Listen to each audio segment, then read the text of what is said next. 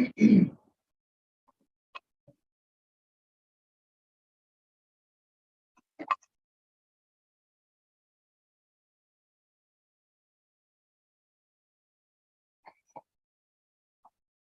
afternoon. Welcome to North Atlanta High School's Go Team meeting. We'll follow the agenda as it has been emailed to you and publicly noted. I would like to remind everyone that this is a meeting of the Go Team.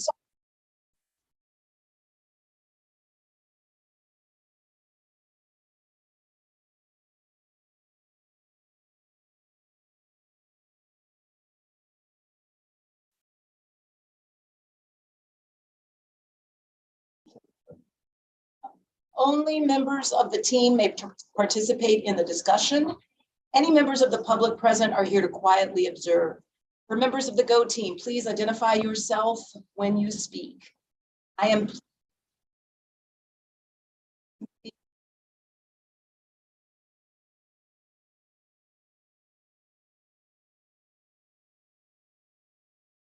pleased to call this meeting of the North Atlanta High School Go Team to order at 4:36. Our first order of business is to call roll. The secretary will now take the roll. Good afternoon. Please respond present when your name is called. Curtis Douglas. Present. Nikita Brown. Deidre Summersall.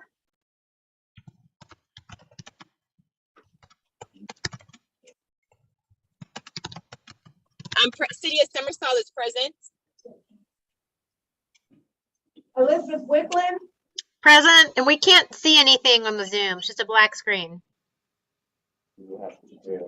Yeah, I do apologize to the public for that. I'm going to have to end the live. Let's see. Let's see, this is the YouTube. Let's see. I'm going to have to end this. That. Is anybody else on the live? No, Come on, nobody was live there. Hold on. We'll just record that. Oh, that's better. Thank you. And I can't post them. I'm President Michelle Jones. Sandra McFell. Deanne Lemaster. Present. Sue Kassan. Present. Maxima Galena. Present. Tanner Adams. Present. Cameron Smith. Here. The team will only be able to take official action if a quorum is present. Madam Secretary, is there a quorum present? Yes, there is a quorum present.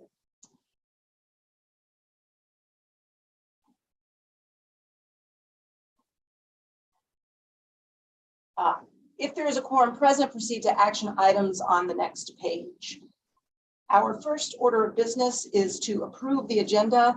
This was provided to you and copies are here. Are there any changes to the agenda? May I have a motion to approve the agenda? Motion to approve. A second? Can you please say your names when you? Lizzie. Sure. Lizzie Wickland, motion to approve. A second? All in favor, please say aye. Aye. So the secretary can record your vote. All opposed, please say nay. Any abstentions? Please say abstain. We will review and approve the meeting minutes from our last meeting. The minutes have been provided to you. Are there any corrections? If there are no corrections, may I have a motion to approve the previous meeting's minutes?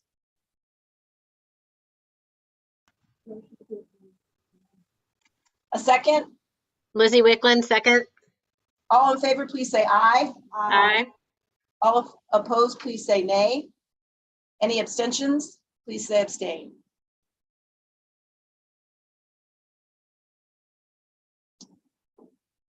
Our first action item is approval of vacant community member seat.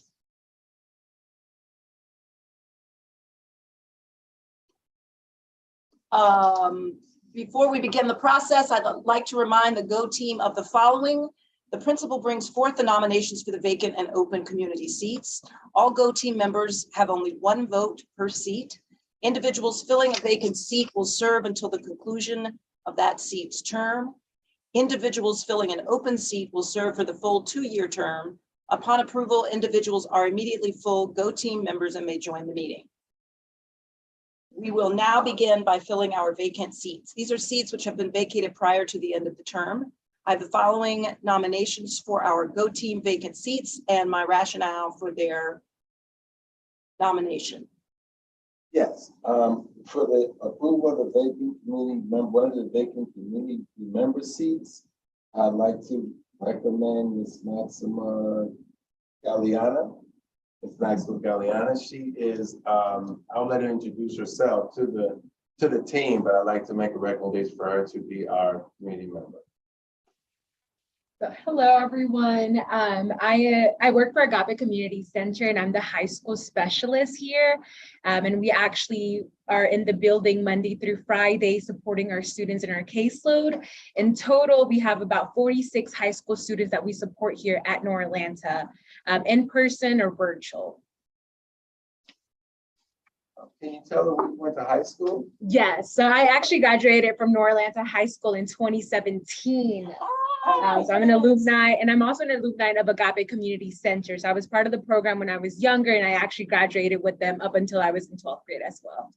That's awesome. Very cool. For the other vacant committee members, say I'm going to take recommendations at a time from the members of the actual couple of people I reached out to could not fulfill the commitment. So I am gonna ask recommendations from the actual Go Team. If you have anybody, and I say for the sake of doing it, we'll do it next meeting. And if you have anybody you'd like to recommend, please let me know. We'll fill that vacancy. And I'd like to, for the sake of, I don't think Cameron's at the last meeting, but Cameron Smith, our other student representative, is here, and I'd just like him to introduce himself and say hello.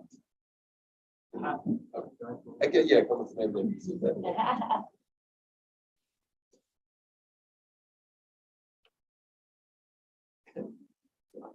Hi, everybody. I'm Cameron Smith, a senior here at North Atlanta.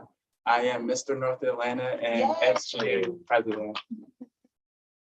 Thank you.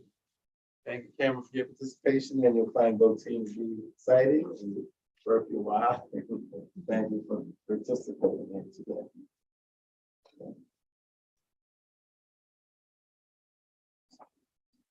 And I do have on the actual, I'm sorry, the next action, and Mr. Lamas, I'm sorry. Oh, no, that's fine. I'm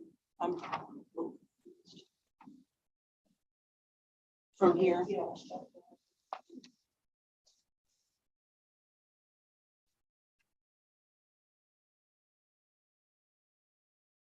Oh, I'm sorry.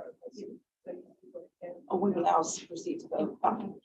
We will now proceed to vote on these nominations.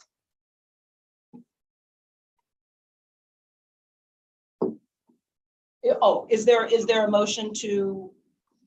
Oh, all in favor, please say aye or raise your hand. All opposed, please say nay or raise your hand. Any abstentions, please say abstain or raise your hand.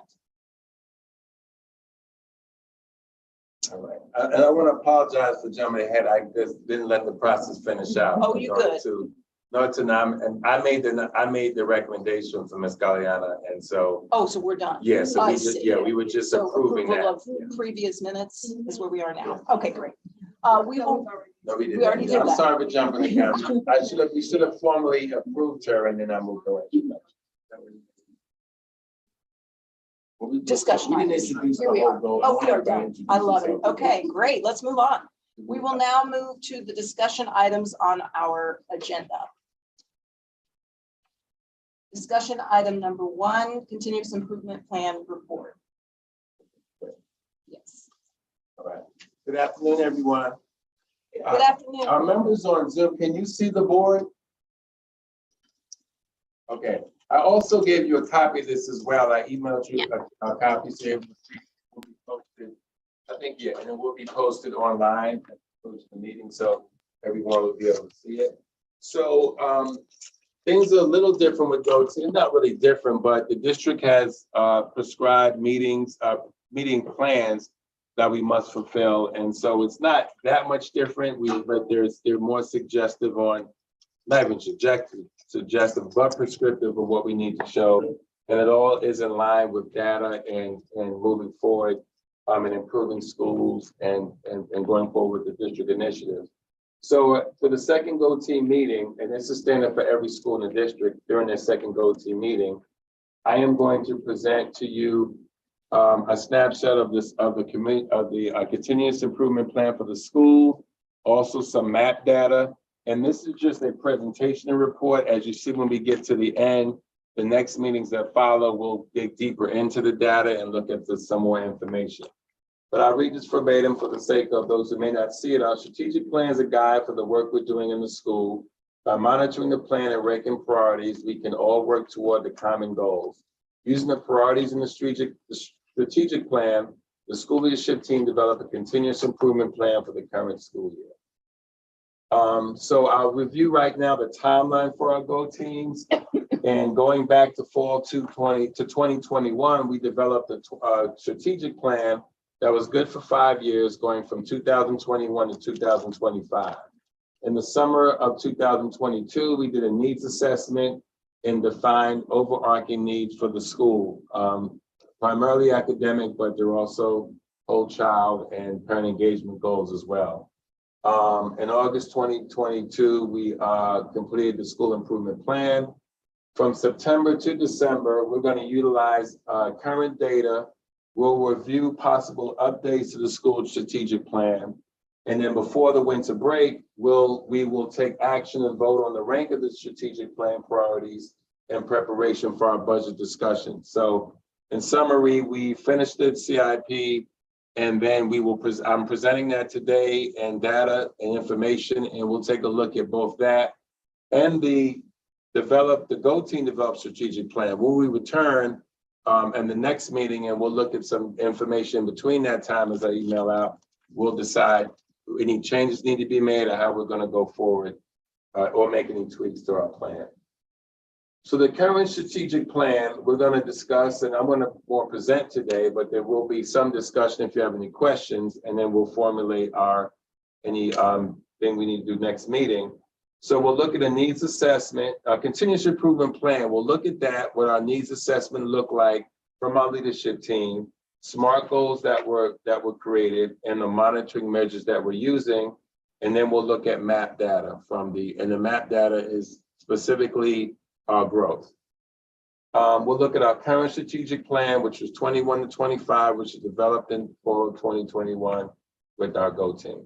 So starting with the first plan, that we developed, the strategic plan, we did do a slight change to our mission statement to align more with the districts.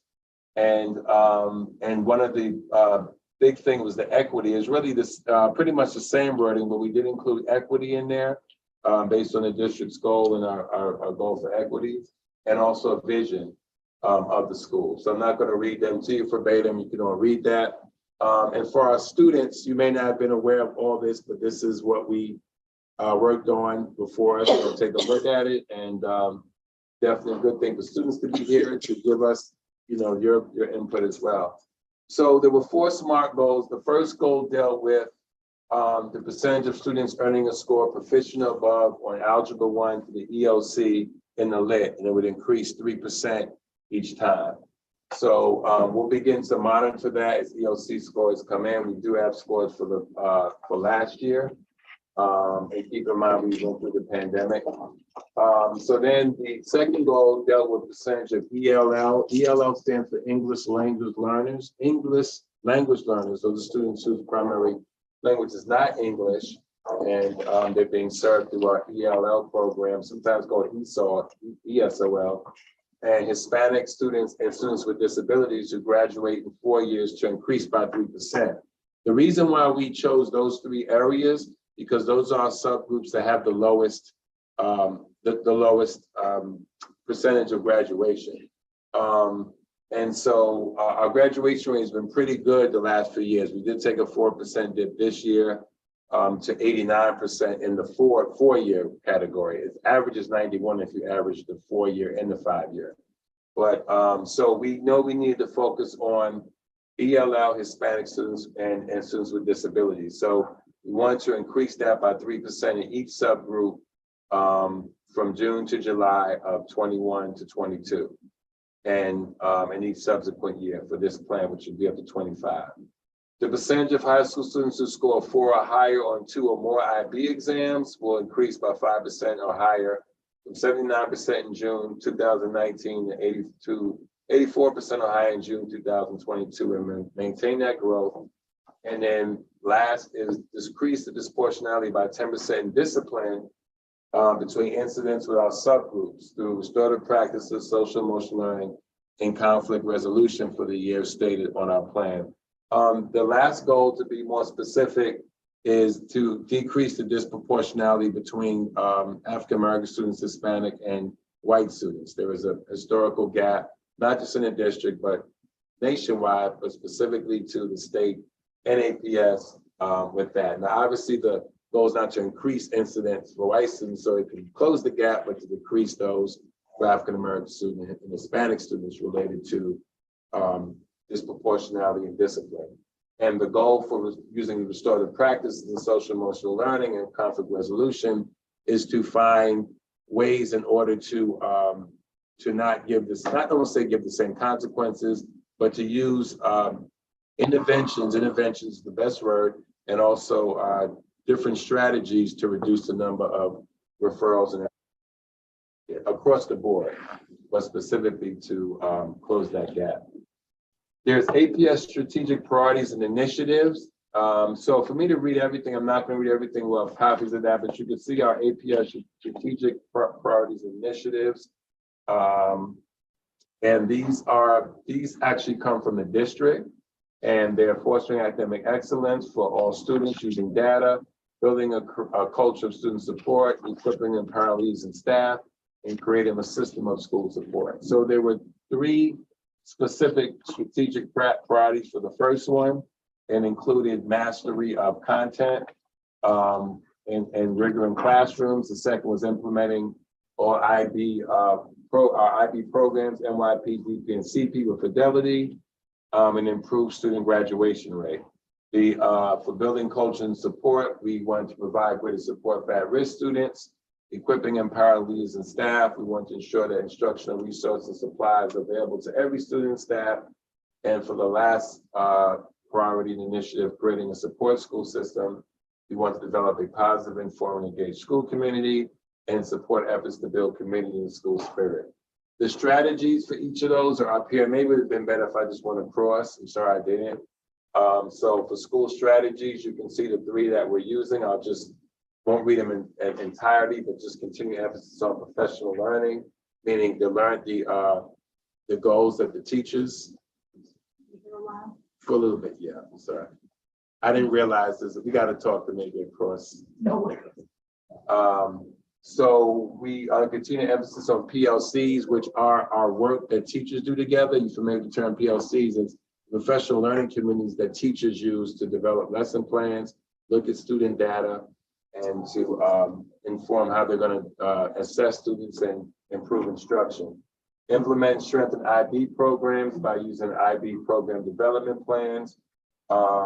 Utilize student performance data and APS graphs, which is the district system to give us as much data as possible. It's a great system that they use, that we utilize, that the district gives us data on everything relevant to student achievement, student growth, student information in general.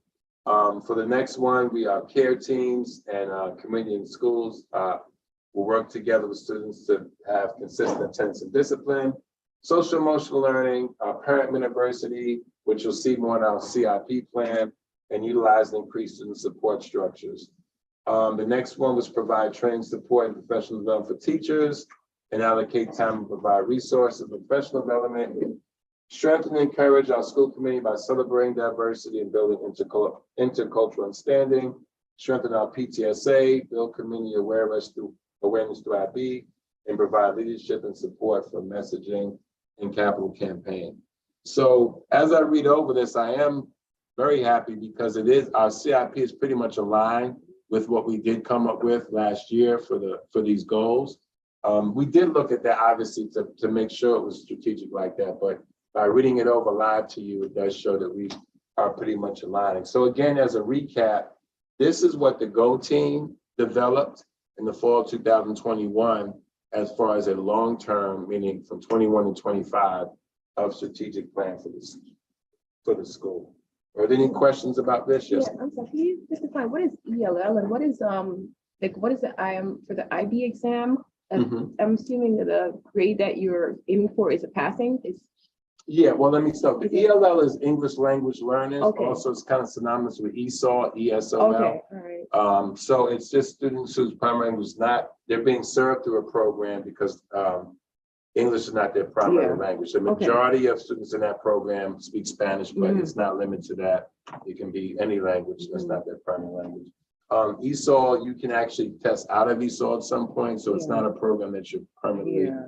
locked into. And the question specific was to IB to Yeah, what? is it 4 passing then on the IB? Yes, and you said Okay. where, yeah, which one Okay. you sent? I guess the third, like little box, the percentage of the high school students who score 4 or higher. Yes, yes, Okay. correct. You wanted So to four is pay for passing, higher okay. levels, yes. The SMART goal. Yeah, the SMART goals there, sorry. So,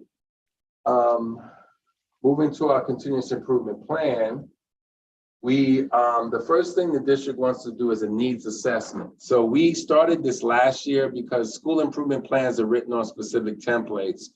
And last year, the district had I want to say universal template for our, universal might be the wrong word, but a template that we all had to use. And they began with the needs assessment. And the rationale behind that is you need to assess the needs of your school before you make a goal. You shouldn't make a goal for your school without without looking what your needs assessments are. I can't lie and say this was a struggle last year. I think we understood it a lot better because as easy as you think this is, you have to find your overarching needs and you have to get down to the bottom of what the actual problem is. And what made it difficult for us the first time doing it is you want to put in, there are a lot of times we want to put in our needs and put in what we think is the problem, but what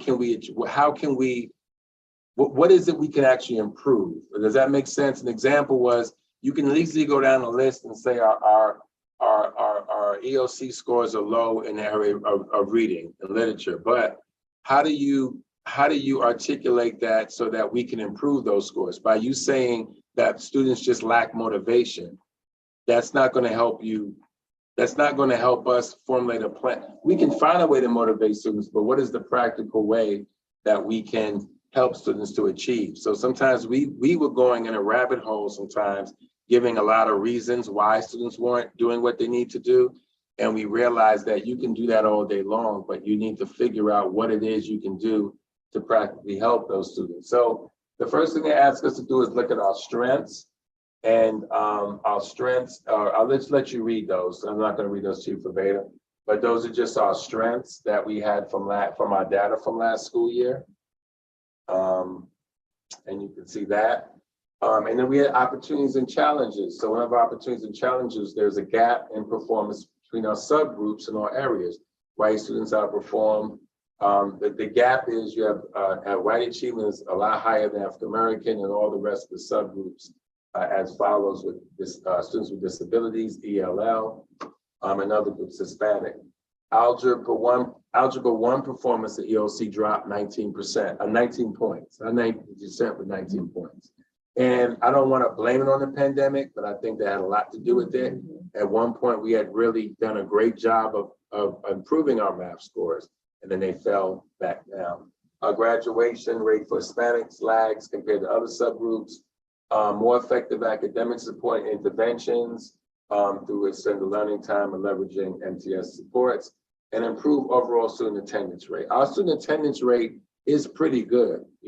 For ADA, we're about 92% for average daily attendance, but we can always improve it. We don't want to set a low, we don't ever want to lower our bar. And while we have a nice percentage of students who come to school daily, we know every student does not like to go to class every day. And you can walk towards and see that that's not the case every time. You know, there are a group of students that don't want to go to class, so we need to work on that.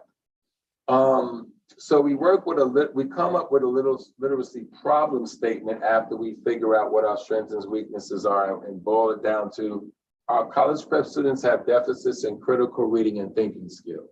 At the end of the day, after going through all our reasons and going through the reasons as to why everything is, the bottom line is our college prep students have deficits in critical reading and thinking skills based on what we see in our EOC data.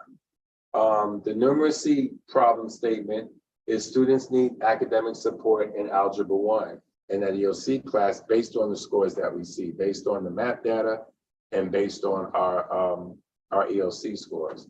And then whole child, we have too many students who are not attending class consistently. Although we have a 92% average daily attendance, that means 92% of our students daily come to school, but you counted full day after half a day. So we do have too many students who don't come to school consistently. We have a percentage of students who don't come for days at a time, and we have students who just miss school for various reasons. And we always want to improve that. I think every school does, but we certainly want to do that. So based on that, we come up with SMART goals. And the four big SMART goals we have in 3 buckets. One is for math, one is for ELA, and the other is our graduation goal and the whole child goal. So for math, real quick, by the end of the school year, we want to implement critical reading strategies through professional learning to increase our EOCs by 3% in ELA. Does that make sense to y'all? And you'll see how we plan to do that in the next slide. So for Algebra 1, we're going to work in PLCs to improve, to come up with common summatives to improve our scores in EOC. One of the big deals we look at is we want to use more open-ended questions and contextual problems to determine mastery for math, meaning there are multiple choice questions in math, but there are also open-ended questions, which our students tend not to do as well on because they have to do work, show work, and also explain work and write in context for math. And so, you know, with multiple choice, you can imagine your percentages are easy to get it right because you choose 1 out of the 4 or 5, but with math, it's different. Graduation goal is the same as we had before, increase our 3 subgroups as mentioned in our actual strategic plan, and then whole child would be to just have more workshops, parent series, parent university in order to improve our ADA and graduation rates by having more parental involvement. And those are the progress monitoring measures that we'll use. So I just charged everybody, you know, if you didn't look at it before, and if I didn't put you to sleep by presenting this, when you leave, just take a look at this again, and we'll do some structured work, not face to face, but we'll send out stuff to make us think more and to come up, and I'll send you additional data on some of the data that would show us how we did strategic goal wise. Is everybody following so far? Is anything that's too foreign, or if you're still up after I talk, is it anything that you have any clarification on? All right, so our current progress monitoring measures are, they're in the 3 buckets. These are how we're monitoring how well we're doing so far. And they're pretty much the same for literacy and numeracy. We look at common assessment data, and for those of you who are not familiar, the best way to figure out how students are achieving is you make common assessments among the subjects that teachers get together and they compare data. So for instance, if you have 5 Algebra 1 teachers or 4 Algebra 1 teachers, they give the same assessment to every student. And that way teachers can get together and they look at the data and figure out where students are getting things wrong, where they're getting it right, how they can review, reteach, reassess to make sure students master the material. PLC minutes are the minutes that teachers take and the plans they come and develop based on the data they look at. So we're monitoring this progress by looking at how well students do on exams. We look at the minutes, meaning the strategies that teachers write about and they internalize, and how they're going to teach, reteach, reassess, and enrich students to make sure that they're growing in those 2 subject areas. Obviously, the other one is by observing classrooms. We go in classrooms, we look at how students are teaching, look to see if they're using strategies to help students grow academically, and just see the overall environment. And lastly is lesson plan, so that we see how they're planning, what they're planning. So those are four major ways that we progress monitor this work. For the whole child, we look at students' attendance data, who's coming to school, who's not, how often they're coming, what's our average daily attendance. We look at discipline data, what students did not specifically, well, even if it's individual, but is our suspension rate increasing? Is it decreasing? What measures are we using to make sure that we have interventions for students? And then our Parent University series are 2 this year, where we invite parents to come in and explain specifics of support systems and things, the intricacies of school, high school specifically, and what you can do to support your students. We did have a very good meeting in September. It wasn't as well attended as we wanted it to be, and the targeted parents we wanted to bring out, but we did get good feedback from the parents that did attend, and we did post that information on line. So MAP data, the first administration. So the MAP data we give a test. It's the second year we're doing it. It's an assessment of how well students do with reading and math. And it's school-wide, all schools take it throughout the district, and each school takes it. So when you look at percentiles for math, this is a growth percentile for our school. So when you look at math data, the way this plot reads, and anybody wants to jump in who knows math or anything I'll point to here, you have a Y and X axis, right? Yeah. All right.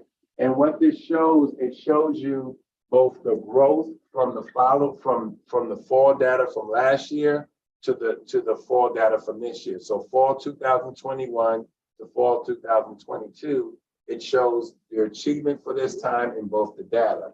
If you look at which one is this one? So you can't see. The horizontal line would be is what now? X or Y? X, okay.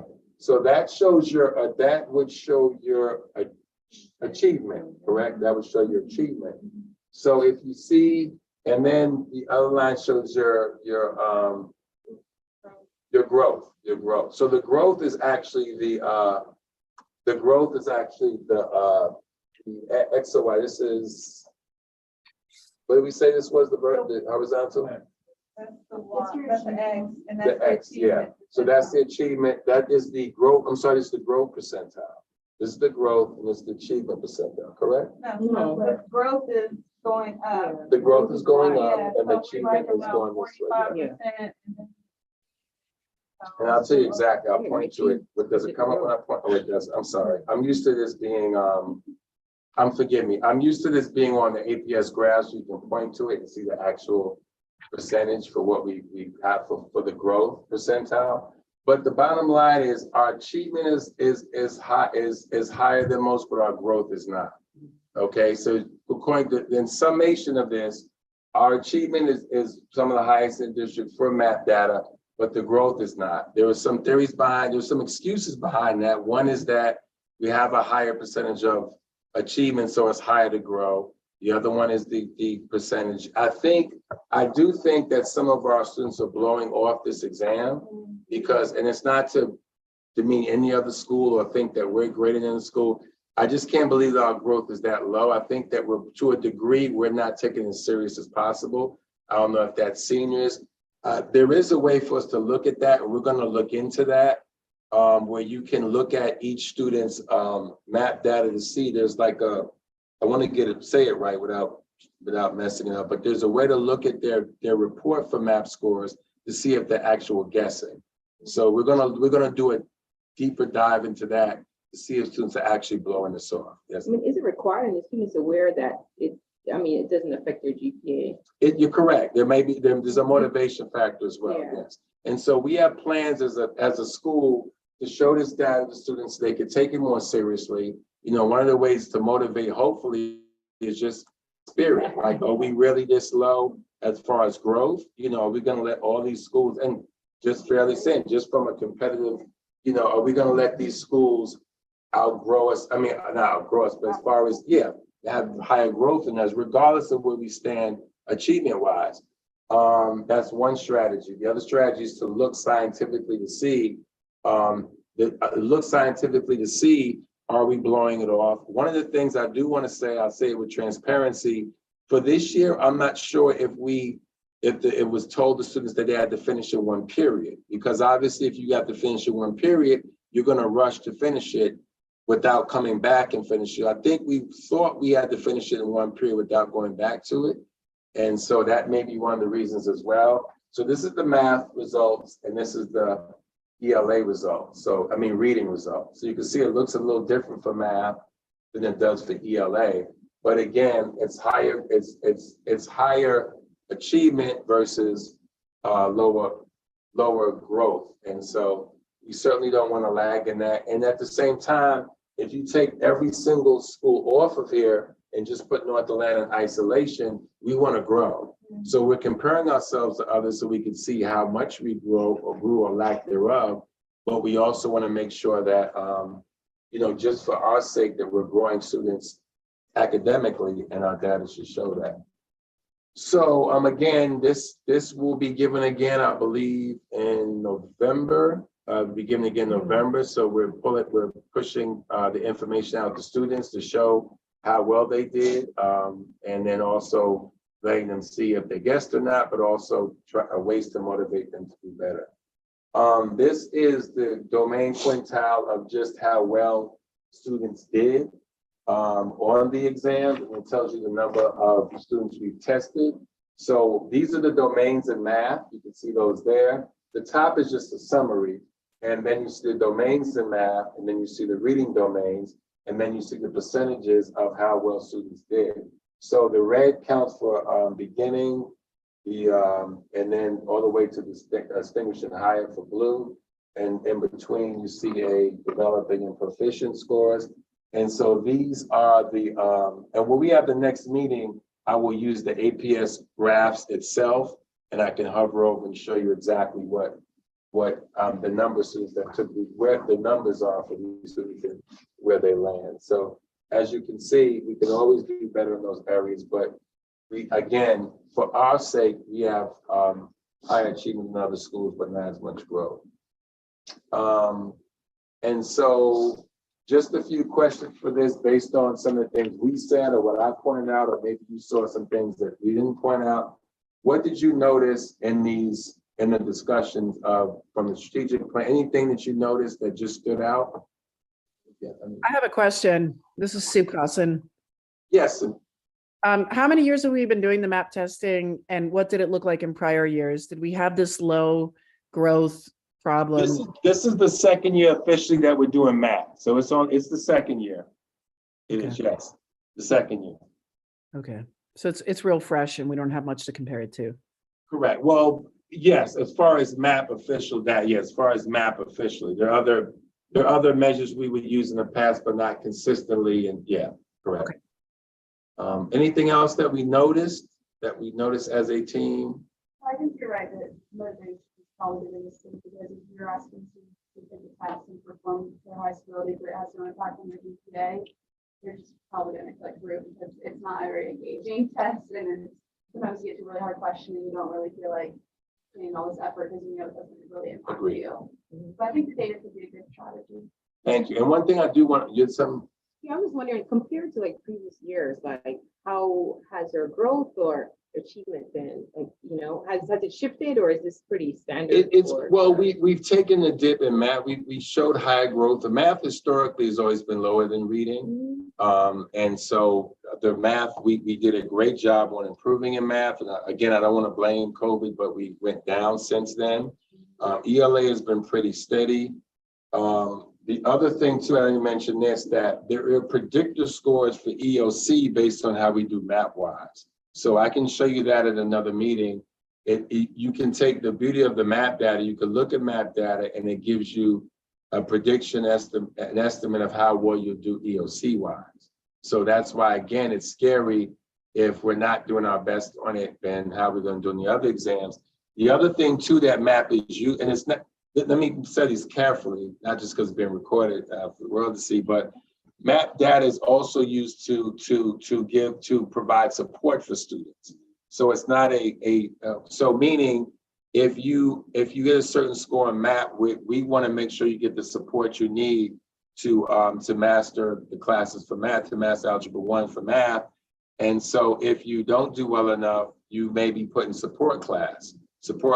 So that's one of the reasons why we do math as well, to see who needs support. So a consequence of that is let me strike that word. Not a consequence, it's just that if you show you need support, we put you on those classes.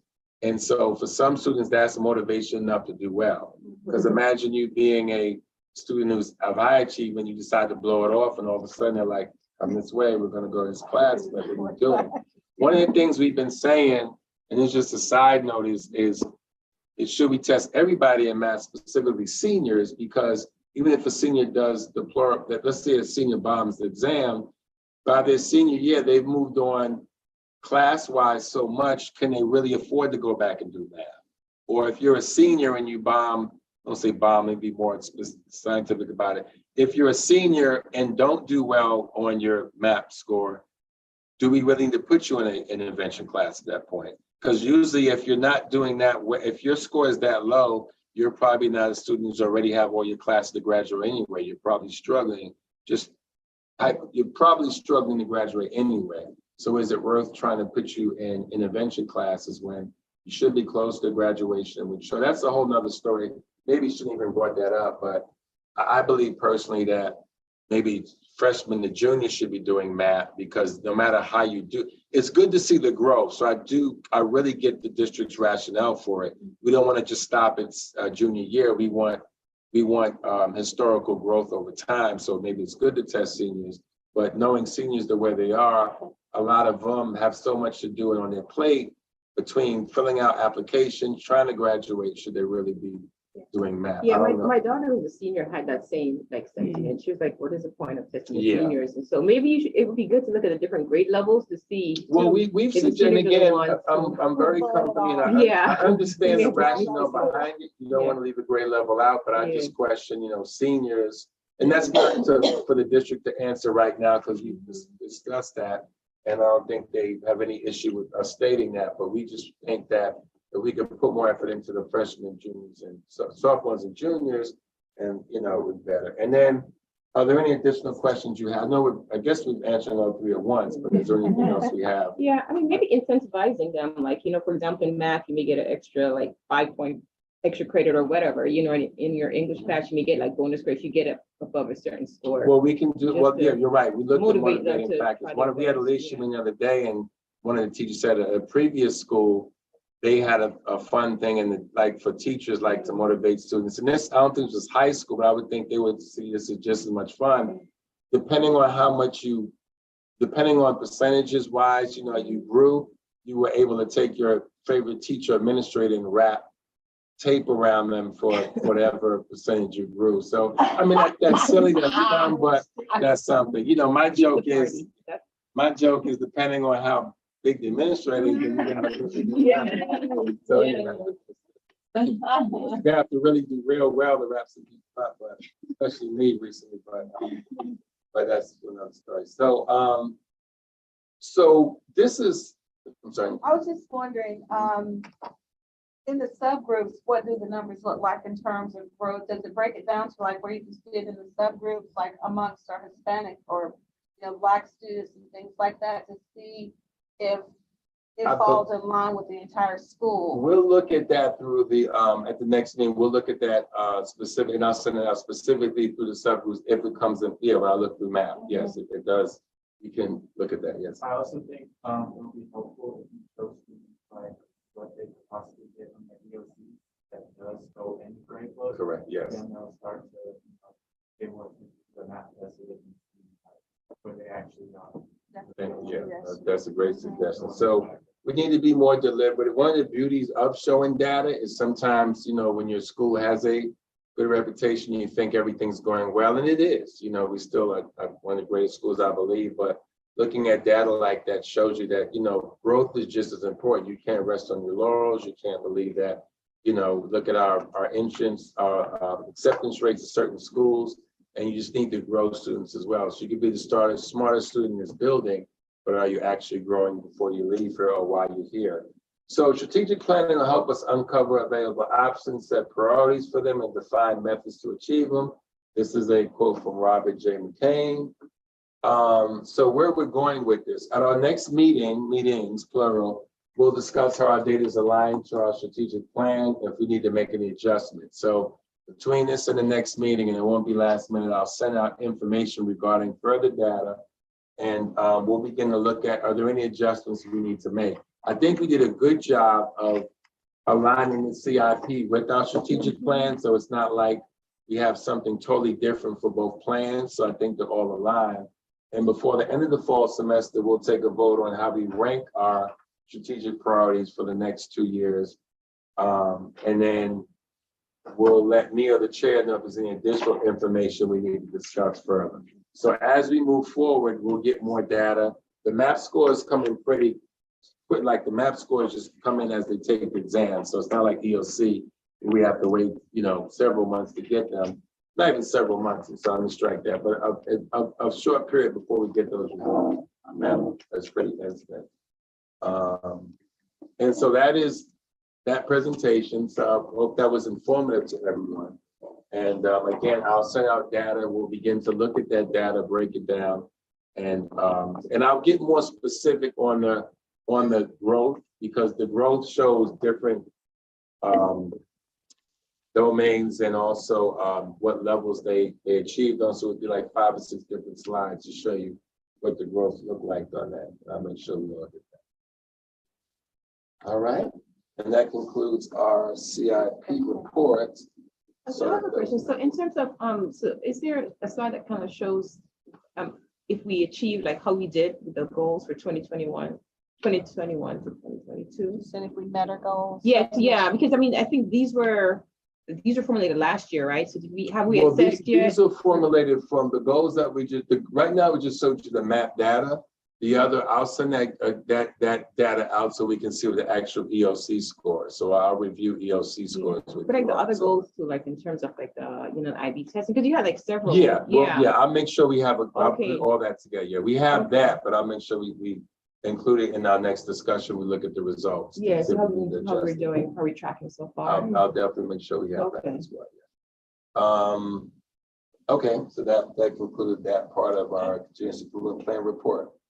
We will now move on to information items. The first is the principal's report. Yeah, so not just for time's sake, but that is a lot of information to provide. I will just update you quickly with our enrollment is 2,313. So we continue to grow. Again, just a reminder, we've grown substantially in the last 10 years. And so we haven't outgrown our school yet, but we're getting close. Any new teacher that comes the last 2 years doesn't have their own classroom. We run out of classrooms itself. Doesn't mean you don't have space here, but we continue to grow. So we went over our projection this year by 95 students. At some point it will peak and kind of, and we're already almost there where it's not growing as it used to, but we are still good. According to people who come and want to tour the school and call up and try to register, we'll continue to grow. At this point, I'm proud to say we have 0 teacher vacancies. This year was really funny, and not funny, haha, but we had a lot more vacancies than we normally have. And a lot of that is, I don't want to say it's pandemic related, I believe, and I said this before, I've been doing this for a while, and in the last 3 to 4 years, the commitment to teaching doesn't seem to be the same. The way the commitment, when I say commitment, meaning, teachers coming out of school specifically who want to be teachers, and those who are committed to staying. We've had a lot more mid-year, not want to say mid-year, that still doesn't happen much here, but a lot of late notices that, hey, I'm not going to come back. And so it just seems like overall, I think education is still in a good place, but I would be remiss if I didn't say things are changing in the last few years as far as finding teachers to come and teach. A lot more teachers are coming in who don't necessarily go to school to prepare for it. Doesn't mean they can't do a great job, but some come in and aren't prepared. And of course, that doesn't make for the best situation sometimes. But I'm proud to say we have 0 vacancies. And we did have one position, we did hire for a second social worker. So I did have the last candidate, and I'm going to make the recommendation tomorrow for that candidate. So we now have 2 social workers, which is going to help us tremendously as well. And as far as information report, there is something as far as discussion item 2 with school safety update. I did want to get kind of a consensus from you guys. It'll be real quick. We did not send out anything about clear book bags because I wanted to, no pun intended, to make sure we were clear on certain things and not stress everybody at the beginning. The district has approved the new metal detectors that are coming soon. I don't know the exact date. They may come, I would be surprised if they come before January. And on my estimation, they come anytime between January and anytime after second semester. We do want to begin to put out official notification about clear book bags, but also be fair and realistic about a timeline where we can expect families to begin to do that without stressing people out, but at the same time, having the expectation, hey, we want clear book bags in the school. It is not a district mandate, quote unquote, now, where if you don't bring a book bag, you'll get in trouble. So if I say, hey, bring a book bag, I'm not putting you in ISS if you don't bring one. What I wanted to ask you guys as a group, what do you think would be a realistic timeline to expect students to begin to bring the book bags, with the thought in mind that we will galvanize our community, the foundation, everybody, to find a source where we can get book bags donated for students who can't get them? And it's not so much, some students just can't afford book bags, period. Some don't carry book bags because they just don't bring a lot of books. But on the other end, there are some challenges with clear book bags because they're not as sturdy as traditional book bags, and some may resist them. But the biggest deal with clear book bags is I can't strongly suggest them, but then have half the student body, or 3/4 or 1/4, decide they're not going to wear clear book bags because it just defeats the purpose. Right. So the strategy is that we will purchase lockers that when you first come into school, not wait until you get up in the building, because by that time, you're not going to get rid of that bag. So purchasing lockers so that if you don't comply with the clear book bag mandate, you will have to put your stuff, your book bag in a locker before you enter school. That's right at the front, and you can only get that when you leave that day. So if you have stuff in your bag, you have to take it out. And I don't want to inconvenience you because I just want to inconvenience you. If we have a clear book with mandate, you're going to have to bring the clear book bag in. But if you don't bring it in for whatever reason, you have to put it in your locker and the book bag in your locker and bring your other materials out and work that way for the remainder of the day. The lockers won't take that long to purchase. I'm going to Maynard Jackson, who I've been hearing is doing that for a year or so now, or maybe a couple of years, where they have the lockers in the front. And at some point, you just don't want to provide lockers so that students cannot comply and just put them in the locker, because it's going to be a hot mess if we have 400 students each day to say, hey, I'm putting this in a locker. So the goal ultimately is to say you have to bring it. If you don't bring it, we don't want to punish you, but you're going to have to put this in for the sake of it.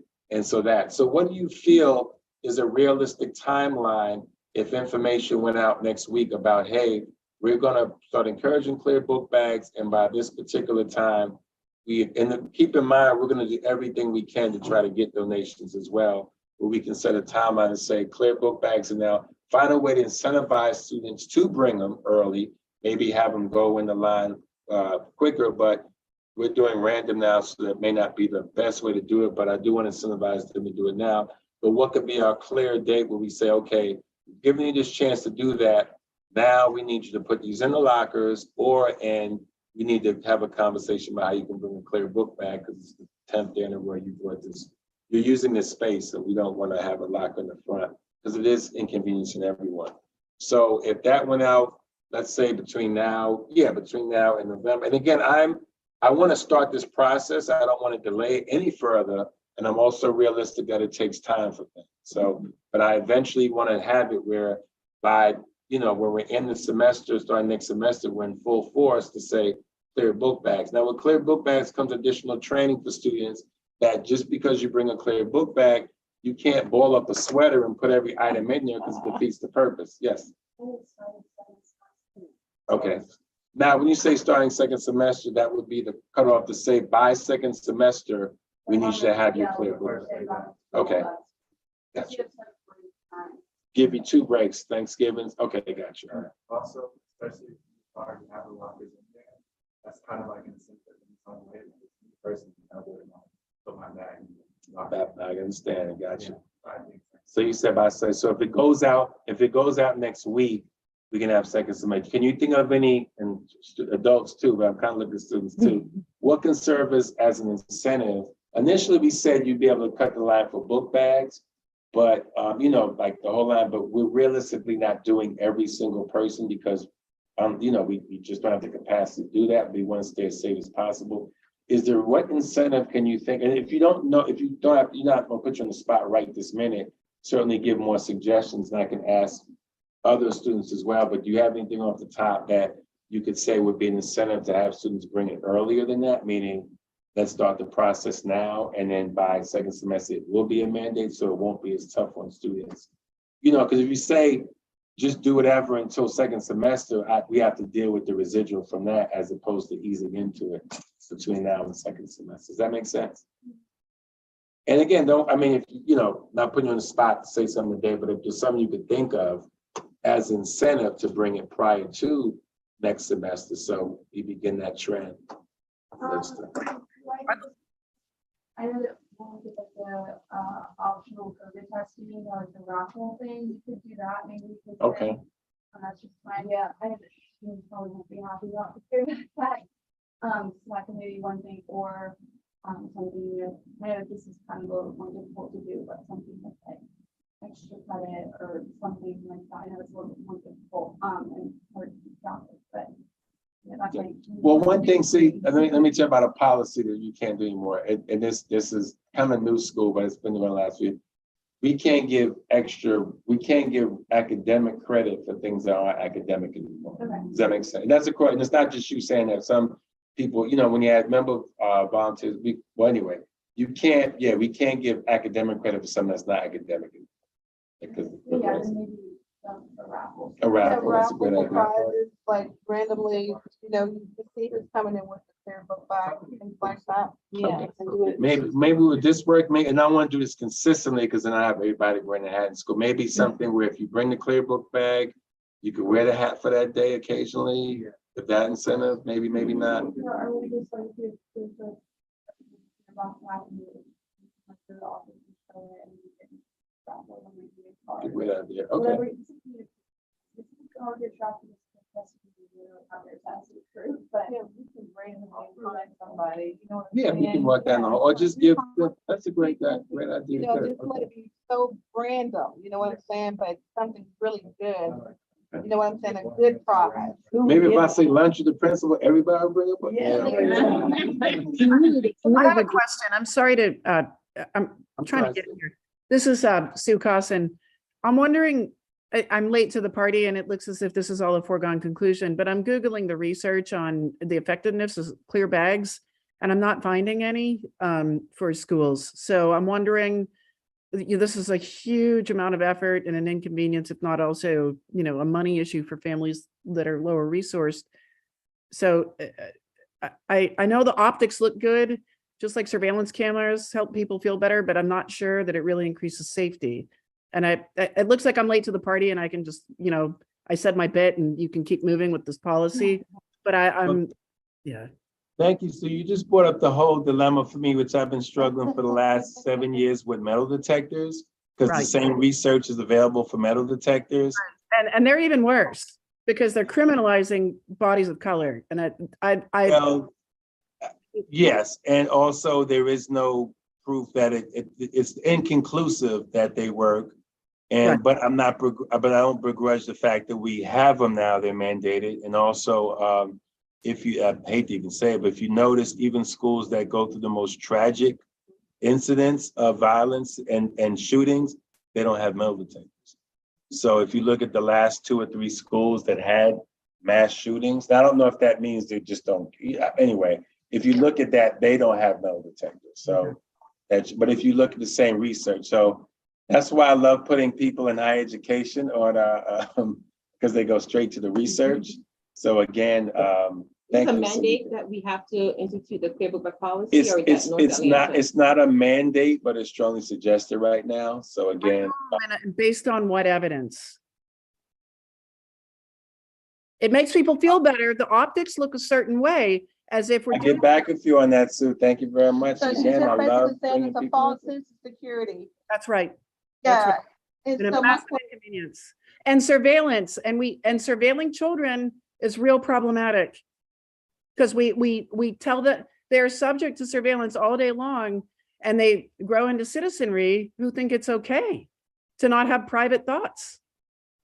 Strong feelings.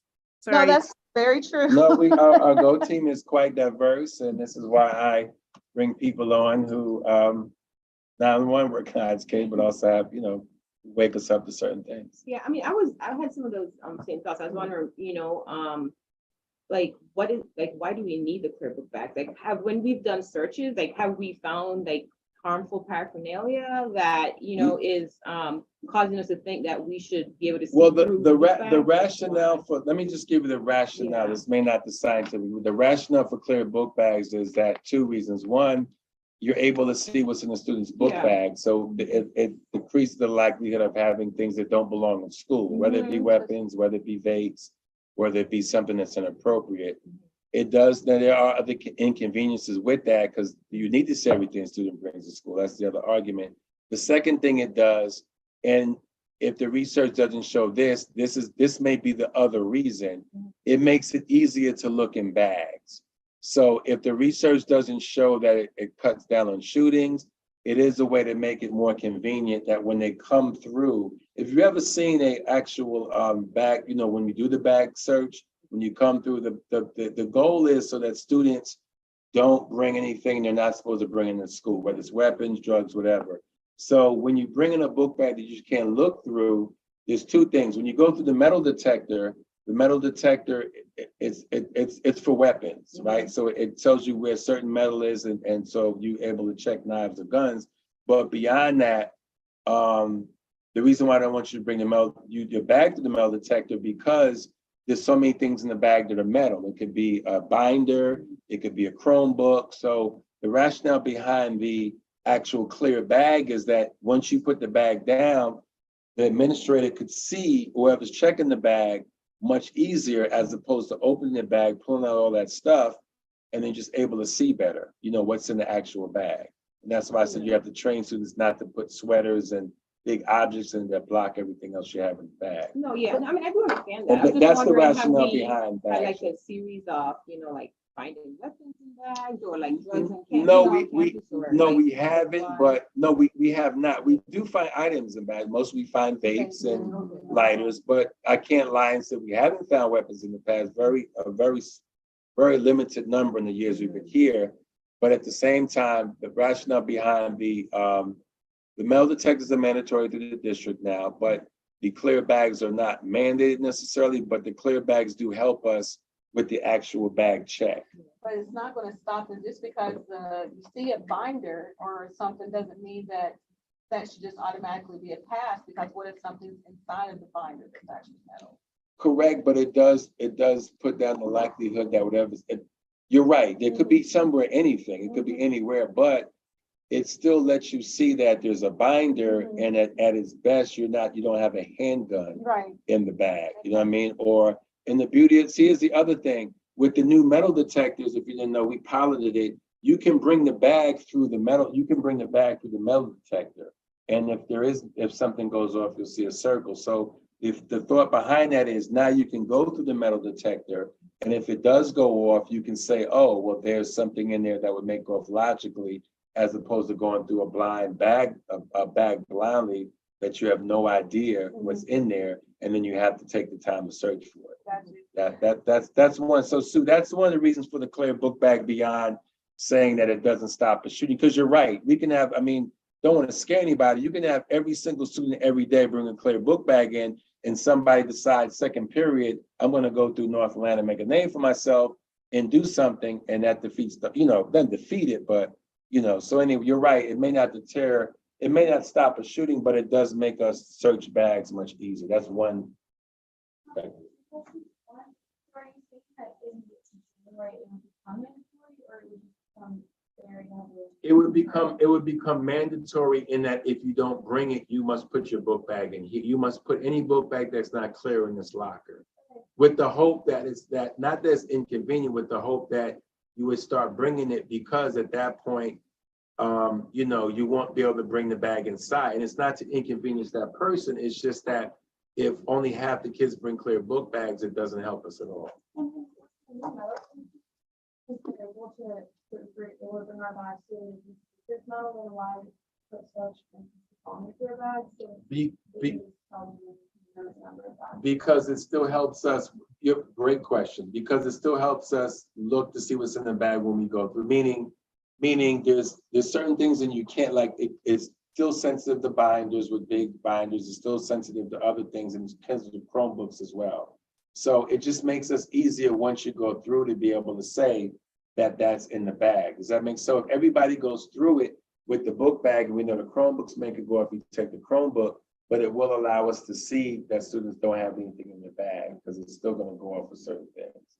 I hope I answered that right. No, I just meant it, like, for example, this morning, because I had, board yesterday when I had minimum day. So they start with minimum day, they check your bag, and so if you left, I put my bag on the table, and then the person before me walked through the metal detector, and it went off for them, but you don't search the students, you just search the bag. And I'm not saying we should start searching students, but I think it's interesting to put such an emphasis on the clear bags, but when a student walks through and it goes off, you just let them go.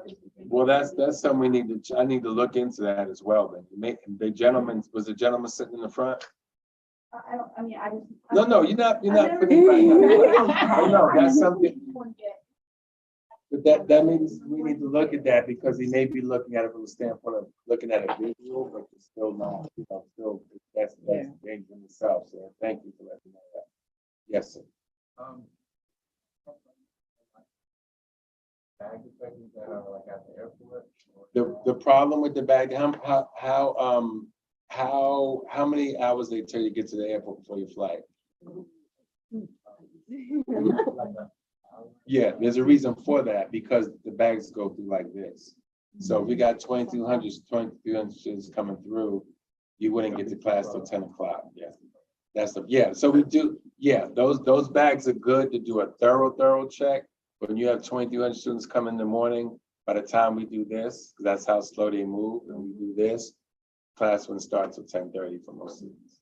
That's right. In the summertime, like, I guess, if it's at a back to school fair, like, they had clear book bags that were donated, so that may be like whoever sponsored that. Correct. I'm pretty confident that we'll be able to, I'm pretty confident that between our community and other, because I know UPS donated them to another school as well. So that's why I'm fairly confident once we decide, you know, once it's said that that's what's done, we'll find something. I'm very confident. I think bags donated, I mean, that was definitely forgiven. Yeah. Correct. And there are different, I think even from 5 years ago, they make clear book bags now that are stronger. They make clear book bags now you can roll and everything. So I think they look different than they did. But you all bring up great points. So when you talk about the research and other things, this is why we have this discussion. It may take longer than we thought, but this is why this is the function of the GO team, to help us think through these things, so that I don't just put out a letter saying, hey, check this out. And then Sue emails me tomorrow and says, hey, did you look at the research? And so I just sent this letter out. You're right. Because there are many things I second guess all the time. Right. And it's okay. I've learned to live with that, because I want to make the best decision. Eventually I have to make a decision. But again, there's dozens of things I've had second thoughts about and change and flip-flop on, which isn't a great thing to do, but I'm proud of the fact I try to look at all angles before I make my final decision. So this is one of the functions of the GO team, to have discussions. Are the lockers that are going to be out front, will they have individual combinations? No, they won't be open, they'll be secure, and I have to look at what they use, but they'll be secure, and then the only time you can go back and get it would be during to go. It's not gonna be, hey, I left this in my locker, or use those as lockers.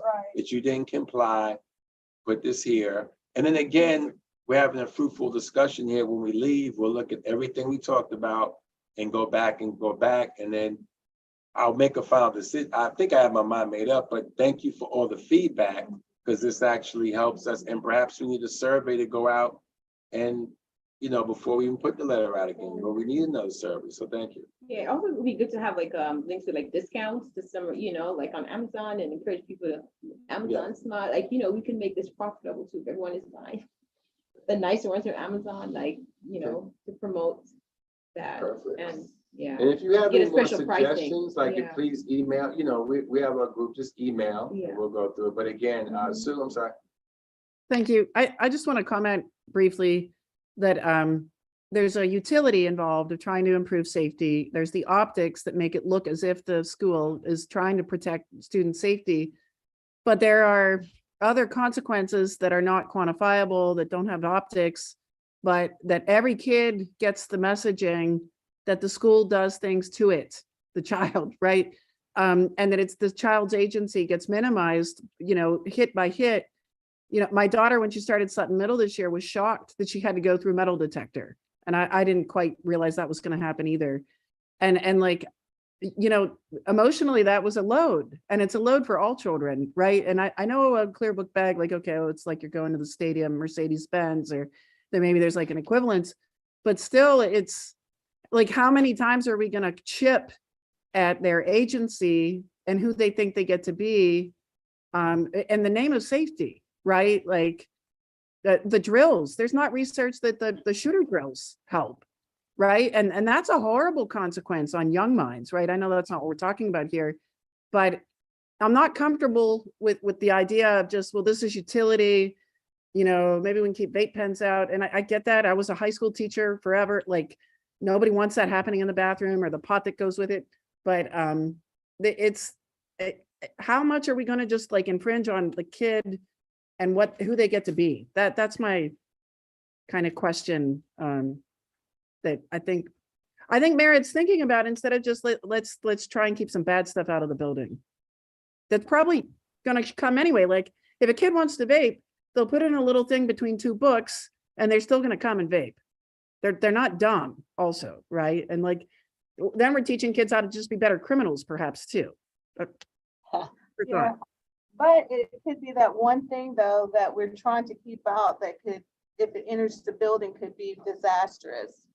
And so, and I completely, believe me, I'm all about independent, individual, liberties and freedoms and stuff like that. But the other side of that is, if that one thing does happen, it would be, what could have been done to prevent it?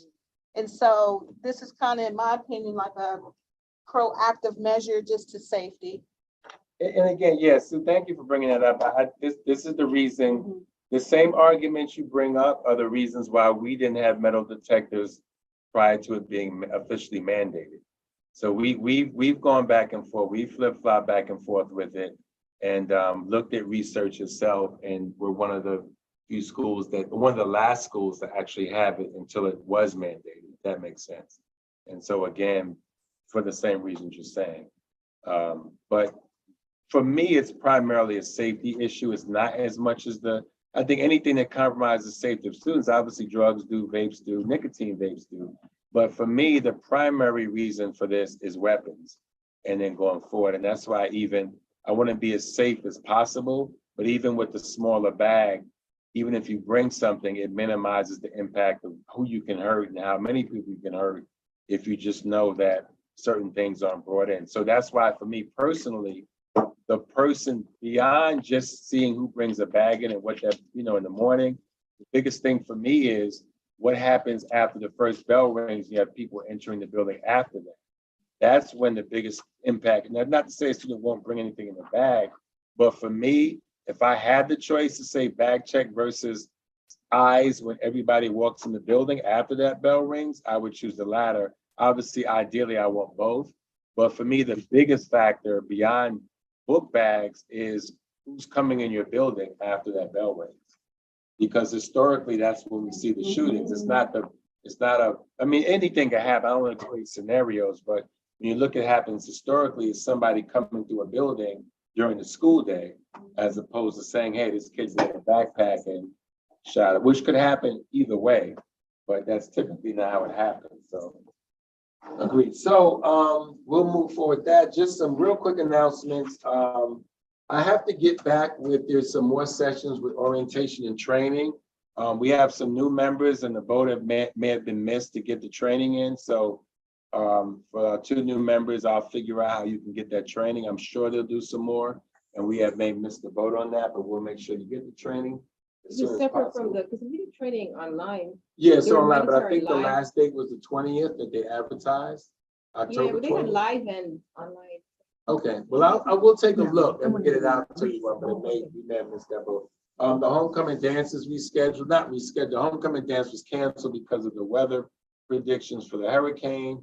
Was the hurricane? Yeah, hurricane, but it was canceled. And so we do have it's like a makeup, but it's gonna be December, let's say 10th, I believe it is. Yeah, December 10th. More information will follow, but it'll be like a winter wonderland dance in place of the homecoming. So we're doing that. And then PTSA testing for 10th and 11th graders is Tuesday, October 25th. So technically school shuts down, not shut down technically, but and figuratively we shut down and do the PSAT for both 10th and 11th graders free of charge. They will take the Is that exam. required? It's, yes, they take Okay. it, yes, they take it, yes. Can I just add to that? What we're doing for seniors on October 25th is we're starting our triage for those students who are missing assignments or failing their classes right now, which will be mandatory because oftentimes when seniors know that students in lower classes are going to be testing, they choose not to come to school. But we really want to go ahead and start the triage process earlier to save our seniors. And then we do have senior activities as well. So we don't want students to miss school that day. Like if you're not testing as a 9th grader or a 12th grader, we don't want you to miss school. But the only way we can have successful testing that day is to is to treat it as a full day testing environment. We can't have 9th and 12th graders running around the building or walking around the building while we test for the other 2 grades. So it is like a situation where we don't have a formal, it's not a regular day at all. It's everybody's in isolation, we test. When it's over, we have some normalcy, but that's not way until after lunch pretty much. And then, but we do have activities for 12th graders. Cameron, make sure you come. And we have, and we also have, stuff we do with 9th graders as well, but they will stay in one place as opposed to for access to the building, because that will disrupt the testing environment, no matter how well students try not to, it will be compromised. And so, and that's tradition what we always do. It's not new. It's just a long day that we all get through and get that PSAT.